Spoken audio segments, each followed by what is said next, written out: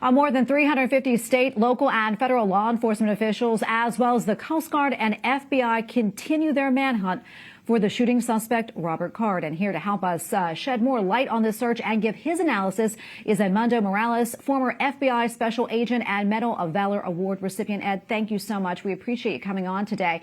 I know you've been involved in a lot of dangerous and high-profile cases. What's your analysis of the situation, and why do you think it's been so difficult to track this suspect down?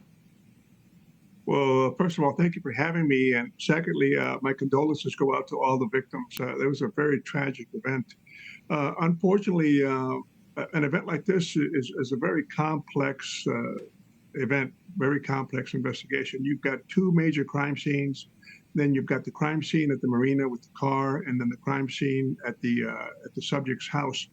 So unfortunately, the subject, Mr. Carr, got the jump on everybody by carrying out a surprise attack, and it was so quick and so horrific that he was able, in the confusion, was able to make his escape. Unfortunately, when the net was set up around the area, he had already, it's obvious he had already, departed the area and was able to get into his vehicle and drive to the marina. The problem is there's two schools of thought. One school of thought is thinking that he may have jumped in the river and drowned himself.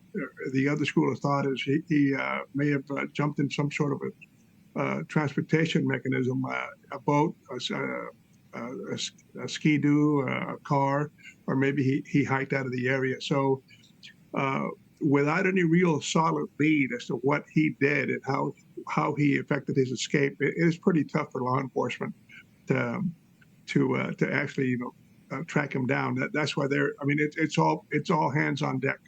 And that's why you see so many law enforcement officers out there with all the resources available to them. Yeah, and we just heard that shelter-in-place order has been lifted. What exactly does that signal? I have to be honest with you. When I heard that too in the last few minutes, I was shocked. I said, wow, this is amazing. I don't know. It's my understanding that the shelter-in-place order was only rescinded in the surrounding areas, not in the immediate area. So I really don't understand that, quite frankly. Yeah, we're almost out of time, but I quickly want to ask you this, because as I want to focus on the victims here before we go, how important is it to the families that this manhunt ends and they get some closure? Oh, obviously, it's very important. I mean, it's unfortunate in the type of work that we've done or that I've done in the past, decades. If you have a missing person, I mean, you need some closure. What happened to that? What happened to my loved one? What happened to my friend? People need closure, and hopefully that closure is the location, apprehension, and the arrest and trial of Mr. Carr. Mr. Carr obviously has a vote. If Mr. Carr chooses to fight it out with the police, and that outcome remains to be seen. Ed, thank you so much for coming on today for your analysis. We really appreciate it. You're welcome. Thank you.